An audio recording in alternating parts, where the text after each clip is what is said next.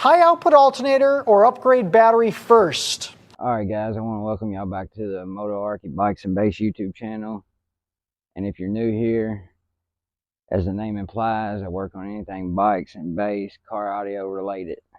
And in today's video, I'm going to try to do my part to help answer the notorious question of battery or alternator first. Make love to the game, bro. Fuck the game up. Change up, rearrange stuff to your greatness. Famous for the way up. Play the game, bro. And also, I'm going to address the short that I had made about a box I had received. So, I don't know if the thumbnail caught y'all or gave it away, but I had a little bit of help in answering this question. I'd asked Parker the Basshead, Big D, High Five Vega, and Kicker this question on Kicker's live stream, and I'm going to insert it now, and this is what they said. Bikes and bass. High output alternator or upgrade battery first? High output alternator, upgrade battery. Parker, what do you think on that, sir? That's a really good question. I would say if you just need a little bit of extra headroom, doing a battery is often the easiest thing to do. Yeah. Of course, you want to be careful if you're putting it inside your vehicle, of course, but You need stuff to explode. Go boom. Exactly. Is that Ernie playing? That being said, if you have the time and the expertise and you can afford to do it all, I mean, having that foundation is really the proper way to go. Nice, good. Derek, what about you, sir? What's your first upgrade? Yeah, I think it's a good point that Parker brings up, because you need to decide where you're going to in the future. Because if you know you want to do a big system, then you might as well go ahead with the alternator. But if you just need some extra, like maybe have a 2,000 watt amp, 2,500 watt amp, and your factory alternator just not quite enough, then in a lot of cases an extra battery will give you that extra boost that you need. But if you're planning on going bigger than that, then I would say you definitely need to consider not only the high output alternator, but then what type of battery system you're going to use. And there's so much complexity out there these days with lithium and what chemistry to use and what brand to use, and whether you want to do it DIY or whether you want to buy something that's already done. So there's a lot involved, and that's the thing I think a lot of people don't consider when they talk about going to a larger system. Is I might spend $1,200 on an amplifier, but you have to be prepared to spend at least that much or more on your electrical system, because you can't create power out of the sky. You have to have the power to create the power. Right. And I just think that, especially online, we try to push it and tell people, we make videos of amplifiers saying, you're really going to need a bank of batteries and a high output alternator or multiple to be able to run this. So it depends on what your goals are. And if you just think you're going to go 2,000, 2,500 watts, then you can probably get by with just an extra battery. But if you're going big, then you definitely need to probably start with the foundation and go ahead and get an alt. Robert, anything to add? Yeah, I would agree with everything they said, with the exception of what realistically they can do power-wise. Under 5,000 watts, I think you could probably get a pretty nice lithium bank and kind of sidestep the alt if you need to. But if you're going to go past that, it's definitely, you're talking, you need to get your alt. If you're, like Derek said, if you're looking to the future and you need to do that anyways, get the alt. If you're a moderate power system, which it sounds ridiculous to say 5,000 watts is moderate power. And, up until 5 years ago, I never had nothing more than 1,500 watts in my vehicle. So. 2 weeks ago, we did a show about big power systems, and we had a couple of guests, one from Excess Power, Sean, and we had Tony from MechMan Alternator. And so if you're watching this now and you have deeper questions about this topic, go back to our show 2 weeks ago, and we did a real deep dive on this topic. But one thing that Sean said with Excess Power, he sticks with me, is that they've got this Triton series of batteries. It's a lithium-based battery, and they are so user-friendly. You can put them in a stock charging system and they'll just charge like a normal car battery will. So you don't have to add any extra alternators or any upgrades to the computer or anything like that. It just works. And one of those is enough to power a Warhorse 3601 and a 1000.4 Warhorse. So both Warhorse amplifiers with a high quality stock charging system and one of those Triton batteries will work in a system. So watch that 2 shows ago and you'll get more information on that very topic. So good question. Next question, please. Aaron, I think that was the Titan 8. Is that right? Not Triton. Titan. Yeah. Thank you, Titan. I keep saying Triton. I've got Amber Heard in my head with the Triton, so that's not, yeah, sorry. Titanate. Thank you, Derek. I said that to Sean too. I'm like, Triton. He's like, no, Aaron, it's Titan. Okay, I'm sorry. I just got to get it out of my head. So as you've seen, they recommend it both, and you got to have power to make power. Battery more serves as your reserve, and each case is different. It's always best to do both if you can. Also, another thing I'd like to add is if this video seems a little choppy and different camera views and stuff like that, I've had to reshoot this twice. So I'm trying to make sure I put the same and the right information in again because my mic gave out. I'm trying to use a clip-on mic to help with the audio and cut down on the wind noise. So I was just going to put that in there and hope that that helps. What I took away from what they said, it depends. And that's kind of what I'm in agreement with and was beforehand too, is it depends and it's different person to person, setup to setup, vehicle to vehicle, audio equipment to audio equipment. That being said, if you're only running like 1,000 to 1,500 watts, you should be fine on a factory alternator, especially if it's a bigger vehicle, because each alternator is it's putting out, let's say it's a 100 amp alternator, you're probably using 60, you probably got anywhere from 40 to 60 amps that the car's not using. But you got to think an alternator is powering your vehicle when it's running, and you know, it's got to power the windows, the AC, heated seats, etc. I also asked a question on MB Enclosure's live stream, and here's what he had to say. What's your opinion on how I put out the upgraded battery first? How I put out better? How I put alternator always first. Upgrade the source of the power, not the battery bank. So my original thought was I was going to go with the high output alternator and then a battery, because my voltage wasn't really dropping slowly.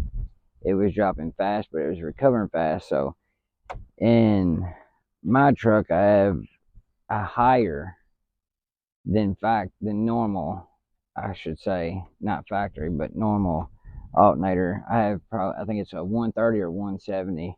I have the tow package and stuff on this, and it's a big truck. I do have a stock lead acid battery. So I was thinking more along the lines of going with the high output alternator. In my setup, if you haven't seen and you're new here, I'm running a TerraAmps Big Boss 3K for my sub amp, and I'm running a DS18 SXE 3000.4D, I believe, which I think it's roughly like 1,200 watts RMS is what I'm running it at right now, probably a little less. My original idea was going to go with an alternator, and I called JS Alternators and I spoke with Chris over there. Highly recommend them. Chris is an unbelievably nice guy. Told him the problem I was having, my voltage dropping quickly but recovering quickly, and amongst other things. And he can't, you know, they didn't push me to buy their product or nothing like that. And I told him this. He's like, well, maybe you're better off reaching out to a battery company. We all know the big names out there, so do as you please, just do your research. But me, I talked with, I believe the guy's name's Ben over at Excess Power. hold on, I'm gonna look it up because I want to make sure I give this guy a shout out. Okay, yeah. So I talked to Ben over at Excess Power, which I think is one of their car audio experts. And like I said, I'm running a stock lead acid battery under the hood right now, factory alternator. What my options was, I could have went with a secondary battery in the back, upgraded my under hood battery, AGM, or got a high output alternator. But to my understanding, not every alternator will work with every battery or battery alternator, something like that, because the amperage, the charging amperage has to be the same. I'll get kind of more into that later. Another option is I could have went with lithium in the back, so on and so forth. Again, I'm trying to remember everything I had said and say it in the same way as I did as I previously recorded. So I hope this makes sense. If you look at my system, I got the quick disconnect. I can turn my lights off, the speaker, the lights off, and everything look factory. I like to keep my stuff look slick, not judging anybody else, nothing like that, but I like my stuff to look factory. So that being said, I wasn't really trying to go with a secondary battery in the back. And if I did, another thing, if I did do that, then it cut away from my quick disconnect. It would be irrelevant to have that. I'm also not as knowledgeable or educated on lithium and don't feel as comfortable with it as, maybe others more experienced than me. That being said, maybe it's time to dig into this box, because I think this is a perfect solution, hybrid solution, and it could definitely be a solution to you. I mentioned, if you paid attention to Kickers Live that I had inserted earlier, let me show you something. Again, this box is already open because, I've done recorded this once. But this is what I went with. Excess Power, one of the biggest, if not the biggest name in batteries right now. Hold on, let me get this thing out.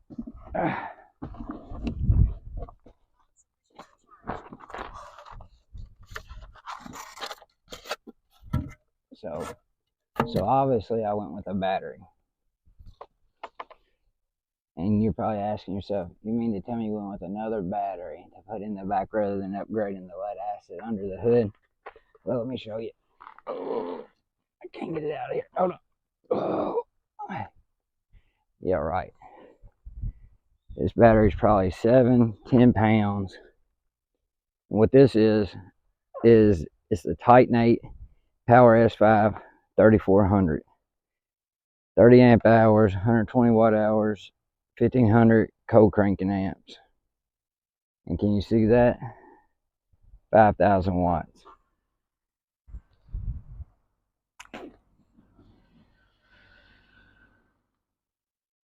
So my stock battery that's in there now, I can weigh it's probably close to like 50 pounds. Like I said, this thing literally can hold it with one finger. But what's even more special about this battery is it's a Titanate direct fit. This is a Group 3400 or 3400R, which is for my vehicle, the reverse polarity. And this is a lithium battery that's safe to go under the hood. Now, this one right here, what it's talking about, the Power S5, it's the 12 volt version. They got a Power S6, which is 14, and a Power S7, which is 17. I'll get in more to that later when I show y'all the paperwork that come with it, but obviously the voltage is different on it. Also, me being here in Kentucky, the weather fluctuates a lot, and not being as comfortable with lithium as other people, and basically this is my first lithium battery.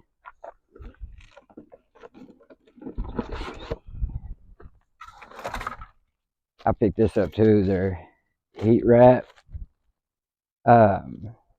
What this does is it go around the battery to keep it cooler in hotter temperatures and warmer in colder temperatures. For the Titanate direct fit, is they rate it at like 3 degrees. Actually, I'll tell you exactly.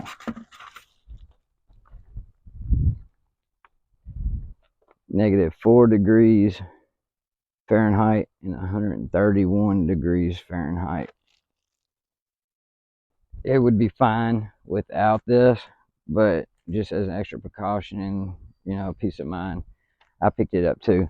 I did also pick up the top posts, their terminals, and the plan is to do next. These batteries aren't shit fully charged. I have to take it in here, put it on a charger, and I don't know if it'll make it in this video or the next, but me putting it in, but either way you will see it, and I'll give my thoughts and opinions on it. If it made a difference, anything like that. To answer the question, if I didn't already, about battery alternator first, really you need both. If you can afford both at the same time or one right after another, both. But if you plan to go bigger in the future, no matter what, get a high output alternator, which I plan to do, but I needed to get a battery first over a lead acid. If I already had an AGM, it wouldn't have been as bad, but where I just have a stock lead acid battery, you know, I decided to go with this first, and then I'm going to get my high output alternator with my setup. Every setup, like I said, is different. So hope this helps somebody. Hope this opens somebody's eyes and gives them a little bit more options. One thing I must add, this thing, they're not cheap. It's more than the alternator itself, but the technology and, you know, where I can put it under the hood and everything, it was worth it for me. You know, I'm not telling anybody what to do. I'm just, you know, I'm just here hoping that I can help you make a more knowledgeable decision rather than wasting your money on something else that you don't need or something like that, and, you know, giving you other options that are out there. This battery, I believe it was like $5.99, and obviously the 14, the power S6 and S7 are going to be a little bit more. I could have got an AGM for, I believe, $400, but I was like $200 more, 5,000 watts. I think it was even like 1,500 more watts that I got out of this one than I would have the Group 3400R or the 3400R AGM of theirs. So, and again, the weight. And this thing, you can mount it anywhere, upside down if you want, whatever.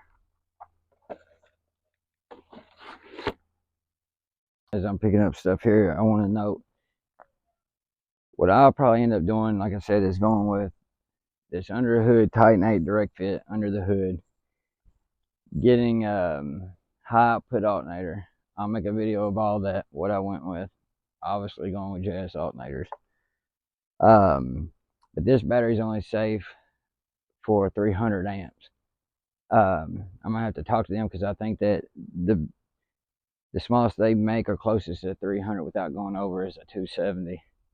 So I'm gonna call them, see what's going on, and, you know, try to make a decision. Hope it'll work out with them, because I'd love to support them after, you know, they went out of their way and helped me. But another thing I must note is, I don't know if you ain't seen it, but I don't have the big 3 done on here yet. And the reason why, I've got the wiring, everything, 1/0 gauge, OFC.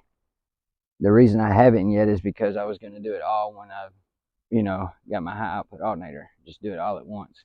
So I don't know if I'll do it after I install the battery, which by then I'll probably already have the alternator. So, you know, either way, it is going to get done. But what I would recommend is, no matter what, if you plan on going big, and you probably will, because it's like a drug. Once you get it, you know, it's never enough. You just got to go bigger and bigger and bigger, more and more and more. It's never enough, trust me. So do yourself a favor, go ahead, like they had said earlier, get the foundation, get the alternator, get the battery, both if you can at the same time. And, you know, you ain't even got to go with the direct fit, the Titan 8. You know, you can get a high output alternator AGM battery, put lithium in the back. Because lithium don't like heat and cold and the fluctuations so much. That's why this is such a big deal, being lithium under the hood. If, you know, I didn't make that clear, that's not very common. If I'm not mistaken, I think Excess Power is the first, and if not only to do it, I believe so.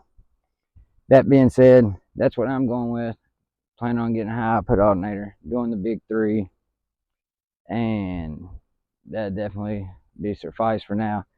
But obviously, what I can also do is Excess Power makes the Titan 8, which is, you know, y'all probably have heard of if you're watching this video. They're the more popular version rather than the direct fit. They're the modular ones.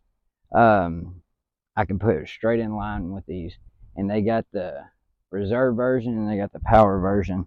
And I'll show y'all the stats, the paperwork real quick on that, and all of this stuff you can check out for yourself online on their website. I think it's 4xspower.com. So that being said, I'm gonna go over the paperwork with y'all a little bit, or show y'all the paperwork. And each battery should be different. If you want to pause it, you can. Hopefully you can see it. But here's what I was talking about here. The S5 charges between 13.6 and 14.5, S6 15.5, 17.4, S7 18.2, 20.3. The power by itself 4,000 watts. You got 100 amp alternator, 5,000 watts, 300 amp alternator, 7,000 watts. The reserves S5, S6, S7. The state of charge. And again, I'm not as familiar with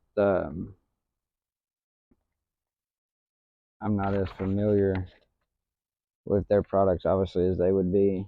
So obviously hit them up, check out their website, find more information about it. And if you like this video and you've seen this video, I'd recommend talking to Ben if you can. Unfortunately, I didn't get to order straight from Excess Power. No shade to JP at Down for Sound, but they was out of the 3400R when I had spoke with them, so I ended up having to go and get it from Down for Sound, which shout out to them. But I just wanted to throw it in there. But if you could, I'd definitely be ordering my modules and stuff through Ben. You know, call him, ask to speak to Ben, and tell him Streeter sent you. So I'm hoping I didn't leave anything else out. If I did, leave it in the comments. If this helped you, give it a thumbs up. If you like the video, hit a thumbs up. If you're new here, please consider subscribing. It helps me a lot. It helps me get into the algorithm. I'm trying to build this channel. I appreciate y'all. Every comment I respond back to. I appreciate everything. You know, the motivation from other YouTubers. Bass Addict 91, Zach Hecker, Bass Menace, everybody, and not just the YouTubers, but you know, the commenters. Nate Summers, he comments a lot on my stuff. I appreciate it. A couple other guys, I really do appreciate that. I try to help, try to be entertaining. I ain't as comfortable on camera as some others, so you know, I'm trying to work at that. But I might do more videos behind the camera, and I feel like I can talk easier and I don't talk over myself as much. But that being said, if you haven't liked the video, subscribe, comment, all that stuff helps. I'm gonna get inside, start charging this battery, and get it in. I'll let y'all know what it is or what it ain't. Let's go.